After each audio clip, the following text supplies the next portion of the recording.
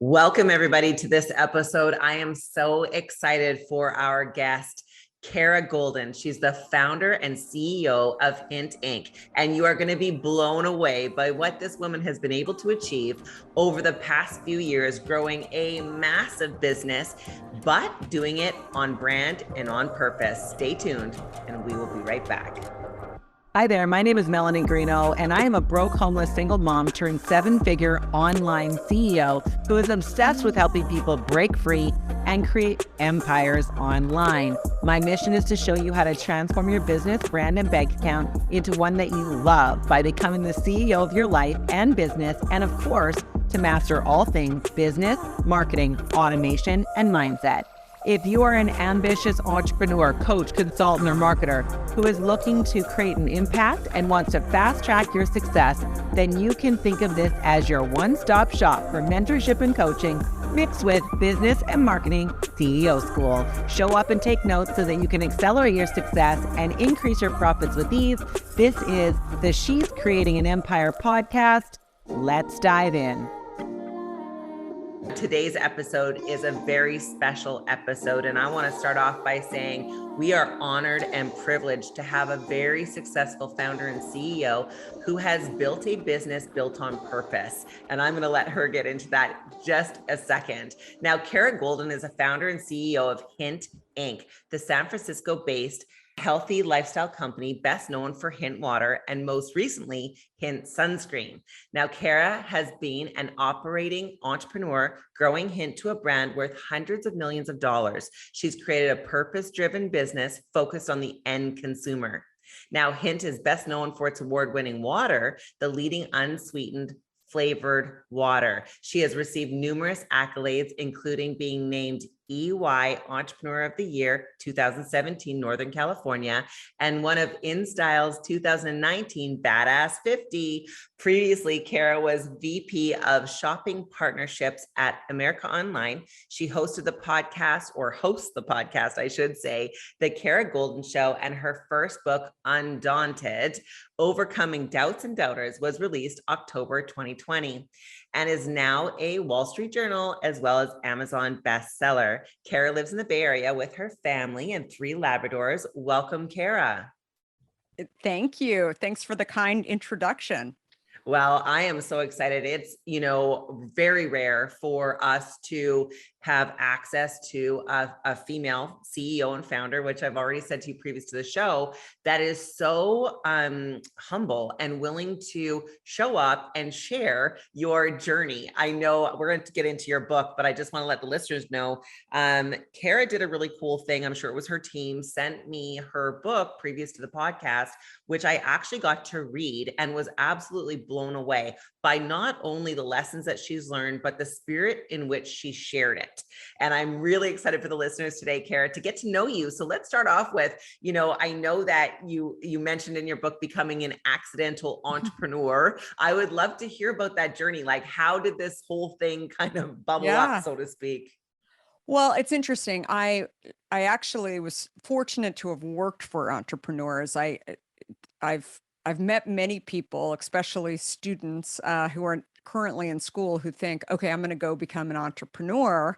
And that's fine. I think entrepreneurs come from a lot of different directions. But for me, it was really my journey of kind of, working for people who had these big ideas that were cool ideas. I worked actually, probably the least entrepreneurial company I worked for was Time Magazine.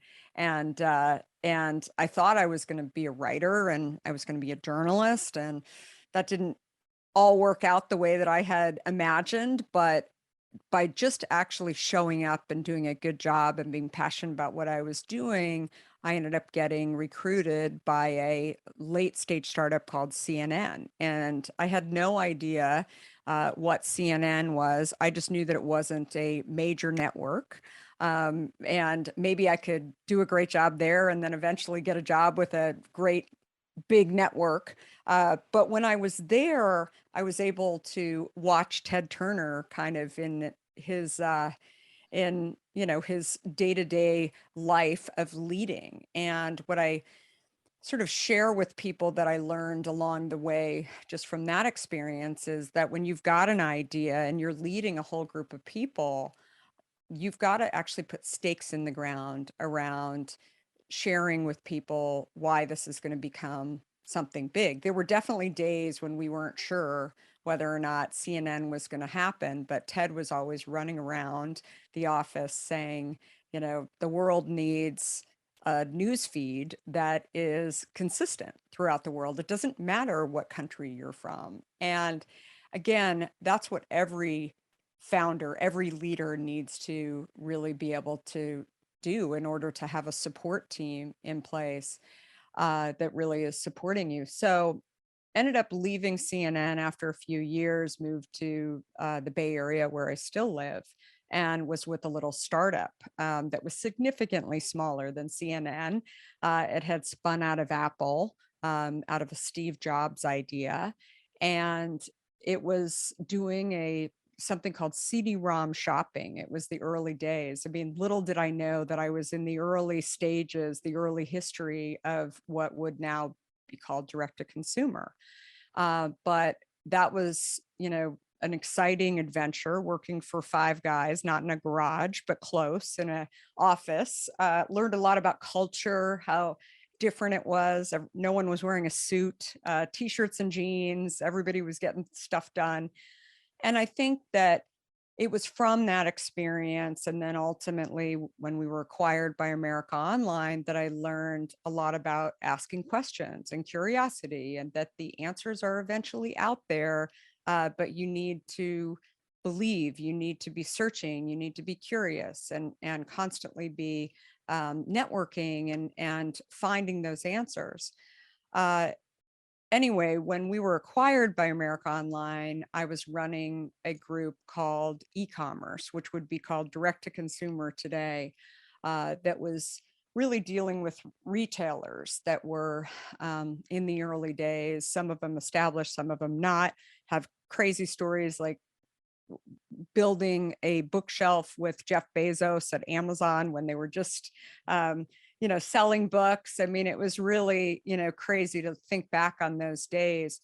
But again, whether I was working for incredible entrepreneurs or watching incredible entrepreneurs, what I realized is that, they believed, they knew that, there was a chance that this thing wasn't going to make it. But if they just kept moving forward, they found those little steps. They found little ways to accomplish and not stay complacent, that they would always have competition, but they had to focus on, what they were doing and get out of their own way to not being fearful of the rest of the competition.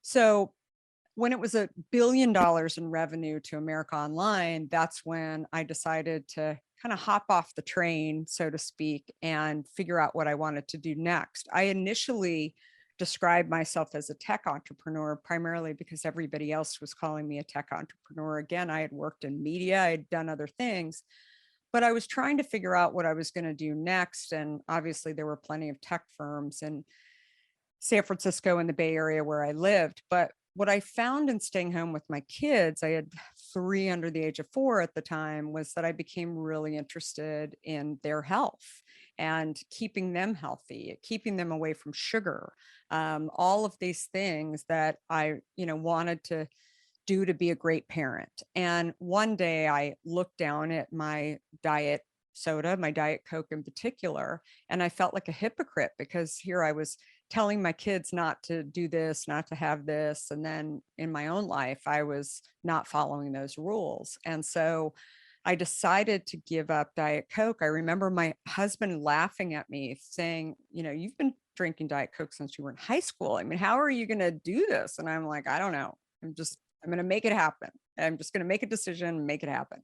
I didn't know truthfully whether or not it was going to be able to happen, but I thought, I'm going to try. And 2.5 weeks later, the most interesting thing that did happen was that a lot of health issues that I had, that I didn't even really share with people, I had sort of accepted them as being kind of the way I am, were changed. So I had gained a bunch of weight through the course of all my pregnancies. My skin had developed terrible adult acne over the last few years that I didn't even have as a teenager.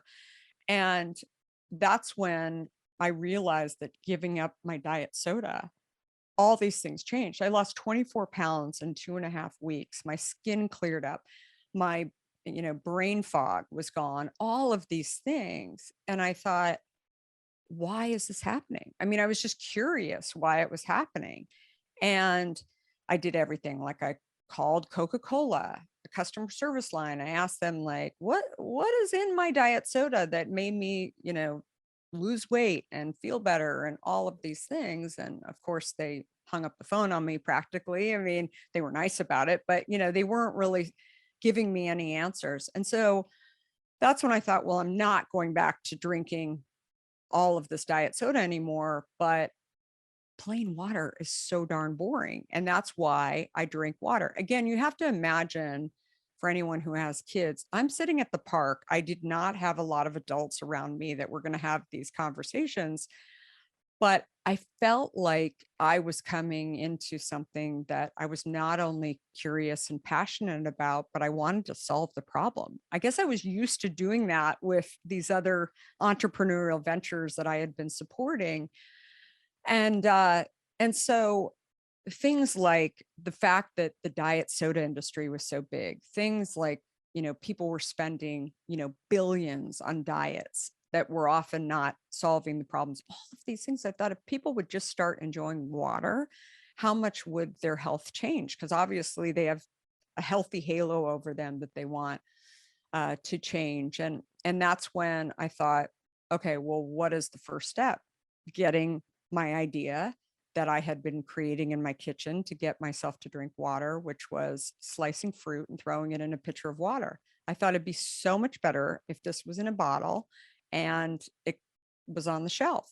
And then I thought, I'm sure it's there. I just haven't seen it.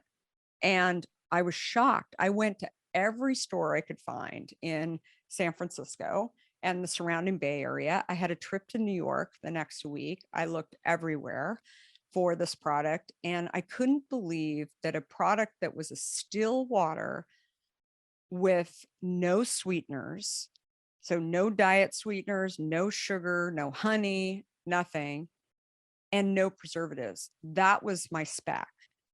And I really believed that it had to be out there somewhere, that it was my fault that I couldn't find this product. And there were carbonated versions of Hint, but they all had a lot of sodium in them at the time. That's changed significantly over the last 17 years. There are definitely products that don't have sodium in them, but I didn't want to switch my sweet fascination for salty fascination. So that was, when I just decided, what's the worst that can happen? I mean, I'm going to get this product on the shelf. I still, even when I launched the business plan and decided I'm going to build this thing and see what will happen, I still didn't even call it a company. I had no idea that I knew I was launching a product and a company. I had no idea that I was becoming an entrepreneur. I didn't sort of freak myself out by saying, I'm going to go become an entrepreneur. I didn't focus on the fact that I was launching an entirely new category, which is a whole other topic. So sometimes I feel like if you think too much about the end, you'll never get past the beginning. And so, that was sort of the beginnings of Hint. I love it. And, I love what you said. Entrepreneurs really, what they do is solve problems at a profit. That's in a nutshell, we solve problems at a profit. And what a problem to be able to solve for parents who want, I faced the same things when my girls were growing up. I didn't want them. They didn't drink pop. I never bought it. They weren't allowed to have juice. It was garbage. And so for me, it was the same issue. And of course, 5-year-olds don't really want to drink water. I mean, they will, but they don't want to. So I love that you just took the approach of, okay, this is a problem. It has to be solved.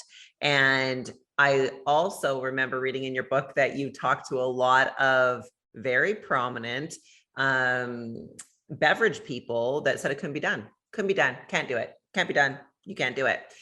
You have to put, chemicals in it. You have to put sweetener in it. Nobody wants unsweetened anything. Tell me about that, because I mean, your book is Overcoming Doubts and Doubters, right? Yep. So, I mean, you've got prominent people, like some of the top dogs in the industry saying, no, Kara, you can't do it. How did you turn that around? Yeah, it's interesting when you feel like you've accomplished something, and in another industry. I remember going to bottlers and who I wanted to bottle my product, and the first thing they would ask me, as I'm asking all these questions, by the way, that they just assumed were not possible. So things like, I would say, I want to produce a product using real fruit with no preservatives, and they would say, that's not possible. And I'd say, why? And they'd say, have you worked at, where did you work before this? And I said, America Online. They said, what did you do there? I didn't know they had beverages. Oh no, I was running their direct to consumer business. And that's when, some of them would hang up the phone on me, or they'd say, you have no idea. I mean, you have no industry experience. I actually, after a while, it became funny to me, because I thought, I wonder, before I even get on the phone, are they going to hang up on me, or am I actually going to meet somebody who's nice and take pity on me and entertain me for a few minutes? Like, I would just make a game out of it to some extent. But finally, it started to really get to me, because I didn't mind the learning aspect of it, frankly, but I wasn't making progress. And I felt like I just was stuck. And this was an idea where we were about a year into our business. I definitely had some consumers that were buying it, but there were a lot of, challenges that I knew I was up against, and I couldn't find the answers to these questions. So a friend of mine introduced me to somebody at Coca-Cola, and we ended up, I remember preparing, I had a whole deck. I was like really excited to share how it was super successful. I was probably going to go back into tech, but I wanted it to have a good home. Maybe he would help me distribute or bottle the product, because they have all this experience and all these trucks, and they know what they're doing, and I don't know what I'm doing. And that's when the gentleman that I was speaking to, 15 minutes into me sort of describing what I had seen and who I had been, and how I was a huge Diet Coke consumer and now I wasn't, he interrupted me and said, sweetie, Americans love sweet. This product isn't going anywhere. And I mean, as my dad said, I'm so happy that you weren't sitting at the desk with him, or at a table with him, is that probably wouldn't have gone over so well. And I said, no, it was on the phone. But and so many people have, when I've shared the story before, so many people have said to me, didn't you hang up the phone, or did you say, excuse me? I mean, you have to understand, I was beaten, right? Like, by all these bottlers over the years, that I was just like, okay, whatever, they'll say whatever, and whatever. And I just got to a point where I was stunned. I wasn't happy with his response. I had never been called sweetie before in my life. And now this had happened, and he's telling me I'm just wrong. And instead, I just sat there on the phone and listened for the next 45 minutes. And he went on and on. And what I realized was, he was telling me Coca-Cola's strategy for, like, what they believed was coming for this consumer. And what he was describing was totally different than what I was seeing. Granted, it was in one city in San Francisco, and, like, the base was really small, all of these things. But I thought, he doesn't see what I see. At the end, I think he thought that he convinced me to just throw the towel in. And, it was nice enough. We hung up the phone. I didn't correct him about the sweetie comment. And I thought to myself, okay, I have a choice. I either throw in the towel, quit the business, and then Hint will never be on the shelf, or I throw the gas on, because he has a lot more money than I do, and he can come out and compete with me, which, we get into that whole topic later too, that I thought was, the end if he was to compete with me. But I remember having this visual of, like, like a cruise ship. He was the cruise ship and I was the tugboat. Like there were, you know, a 2-person and I was only 1 person in the boat, and there was no motor on my boat either. And I was just going as fast as I can. And I thought it's going to take him a long time to turn that thing around.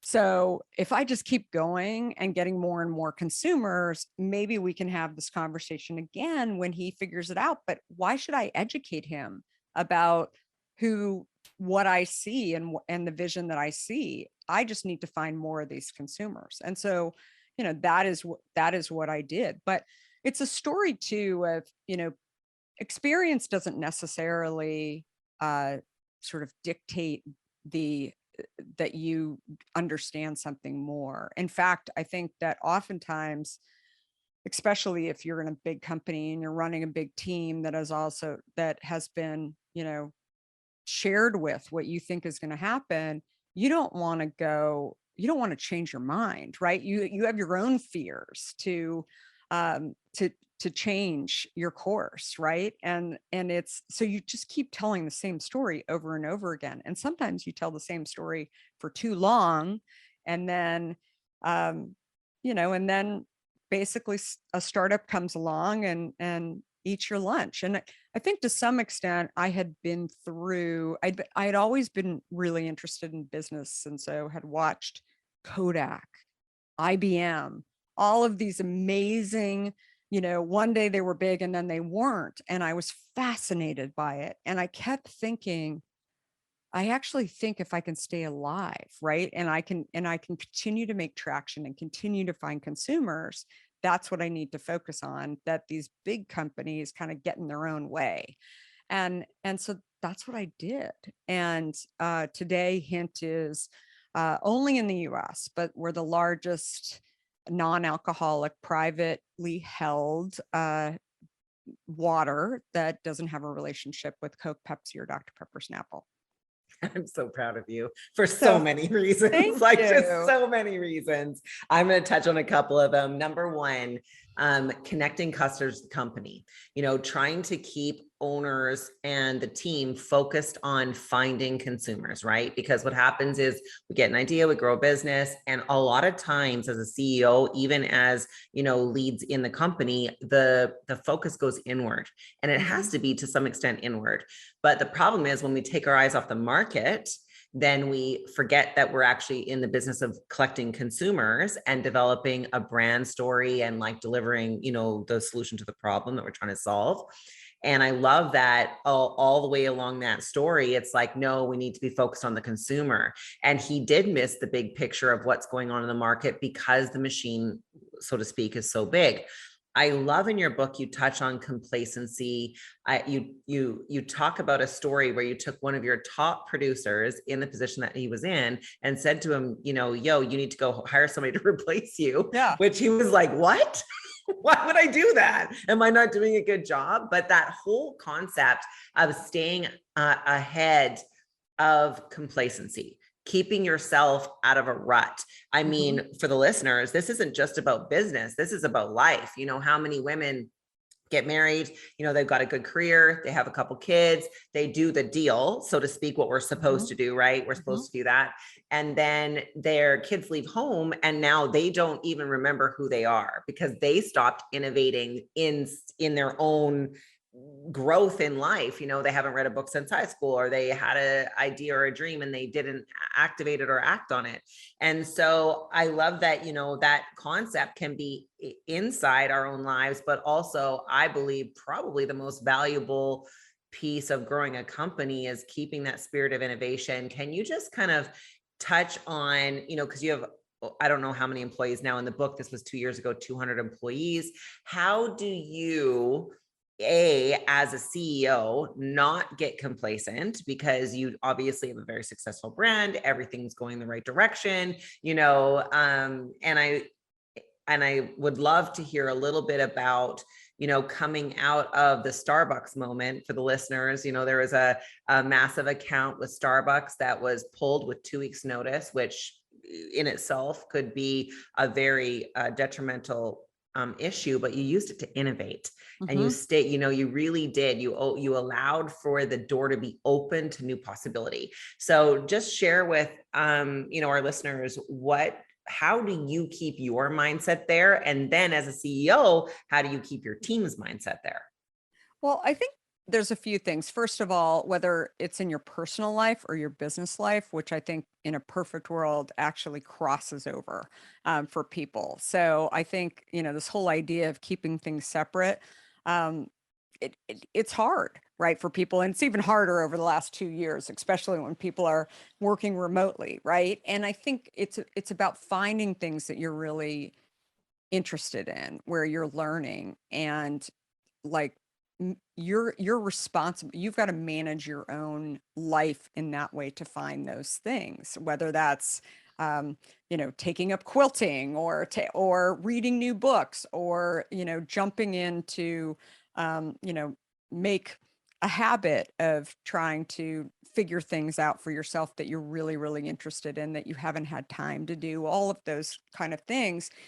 So I think it's a little bit of that, but it's also, as you look at sort of the Starbucks situation, that was one where, we were in a really tough situation because we had gone into Starbucks and it was 40% of the overall business. And Starbucks made a decision for their business that really caught us off guard, that they were going to eliminate us after we were very, very successful. It wasn't a story of, no one was buying the product. We were doing 3 times what we were told was like the revenue goal. I remember thinking, I really don't like Howard Schultz today at all. I don't like this new buyer at all. All of these things kept my cool, even after hearing that we were going to be eliminated next week. I had all this additional product that was sitting in a warehouse that was about to go bad. I had investors that I would soon have to share with them that I was going to have to lose money on this product. There were a lot of issues, but the key thing that I kept remembering, two things. Number one was that the sky doesn't stay dark, right? You have to find new opportunities, and you have to go out and believe that there's ways for you to eliminate this, bad feeling, right? So for me, I felt like I was almost in a triage, that I had to figure out what to do with this product first, which I was running around doing. But if I wouldn't have put all my eggs in one basket with the Starbucks relationship and really focused on how great everything was when it turned on me, then, I was in a bad spot. And so lots of lessons learned, with that. But I think, that as it relates to how I ended up searching and searching for that next opportunity. And then one day, an email came in my inbox. It was only a couple weeks after this whole bad situation happened, and it was Amazon. And Amazon, the buyer said to me, I buy a blackberry hint with my latte every morning at Starbucks, and I would love to put the blackberry hint or anything you have into our grocery business. And unfortunately, I need the product yesterday. So I'm wondering how fast you could get it to me. And I called them up and said I had an overrun, nice overrun of the product, and that he could have it right away if he could wire me the money. And so he did. And that business still is super strong for us to this day, enabled me to actually see that the bigger issue was that I didn't have a relationship with my consumer.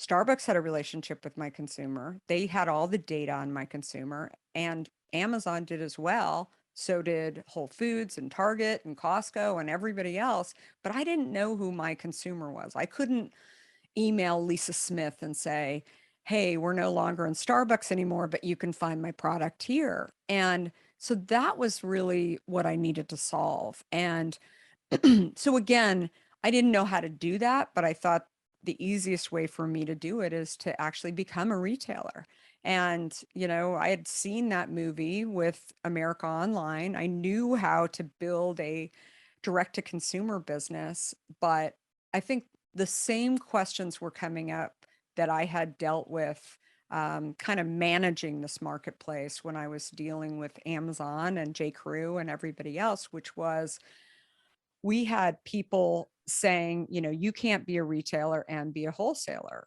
And that was, what was happening with Hint. People said, you're either going to sell to uh, Amazon or you're going to sell to Target, and that's it. And I kept asking the question, why?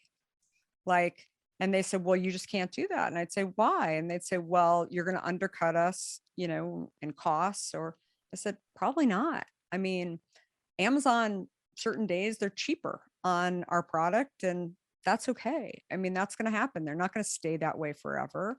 I don't control the pricing. And what I do control is selection. And so I can offer something totally different to the consumer. And that's what we've done. So today, Hint's direct to consumer business is about 30% of their overall business. And that all kind of stems back to the Starbucks story of, you know, if we hadn't been in Starbucks, maybe that Amazon buyer, maybe he would have, maybe he wouldn't have known to reach out and try and get our product in there. So I never did tell him that we had been kicked out of Starbucks. He never asked. So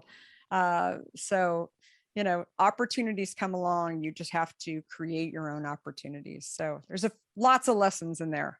Right. And I love that, that golden thread. I believe that obviously, Think and Grow Rich and all the different books talk about, every adversity comes with the seed of opportunity.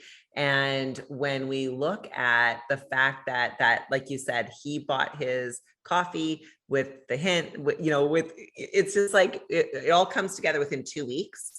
That window there, I just love that divine timing is divine timing. Literally, Totally. Stuff just happens, right? So Totally. tell us, why did you write Undaunted? Because writing a book is not an easy task on top of running a massive business and your team and doing all the things you're doing. And, it's an excellent book, by the way. You guys need to get it. Undaunted, Overcoming Doubts and Doubters by Kara Goldin, founder and CEO of Hint. How come you wrote the book? So this was my journal, and I was journaling for about 6 years. And finally, it was almost like I would use the questions at the end of a Q&A that I was at, conference, or, people would write into me, and I would use those as prompts to actually tell different stories that I thought related to those questions. And finally, after 6 years, I said, maybe there's something here that I could actually give to people that aren't at the conferences that I go to, that aren't inside the companies that I'm speaking at. And more than anything, I wanted to help people get out of their own way and know that, and really help them to understand that, successful people have doubts, they have fears, they just go out and do things. They get kicked out of Starbucks stores, maybe not personally, but their product. So things are going to happen along the way. You don't necessarily always hear about those situations, those challenges and those failures, but the people that actually survive and sort of become the people that you're inspired by are the ones that actually are the most real, the most authentic, that not everything is perfect. They went outside the lines. They hopped industries. Lots of lessons that I felt like could actually get out there to people, but I didn't actually call it a book. I reached out to a friend of mine who's written a few novels, and I said, how do I bind my notes together and give it to people? Because I want to help them. And she said, you mean write a book? And she said, send it over to me. Let me look at it. And she said, so I can connect you with somebody to, help you kind of get the chapters together. And I said, wait, chapters? What do you? And she said, well, you want to write a book? And I said, no. I'm in.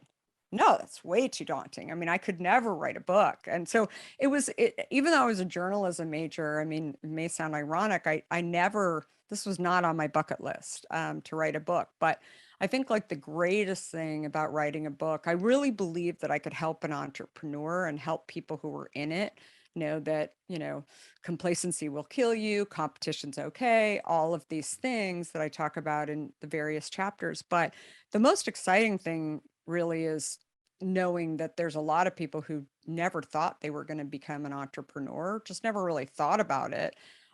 They've been successful in their career, and all of a sudden they are nervous to actually go start a company and start an idea. And I think like with the pandemic, it's the opportune time for people to go. So many people can work remotely if they want, especially when you're starting a company, that I feel like so many of those people have reached out to me and said, your book inspired me to go do this. I know I don't have to have it all figured out.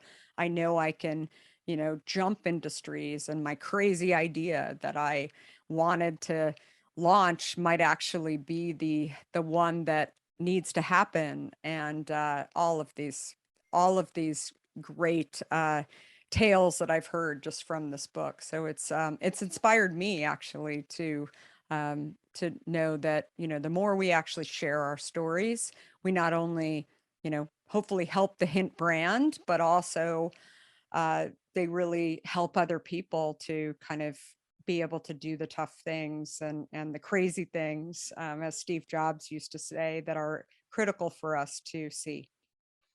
I love that. Well, thank you for being here. Seriously, I appreciate you. I appreciate your tenacity, your strength, Thank your you. wisdom. I appreciate that you're actually, obviously your brand successful. People, you guys go find Hint Water. You can Google it.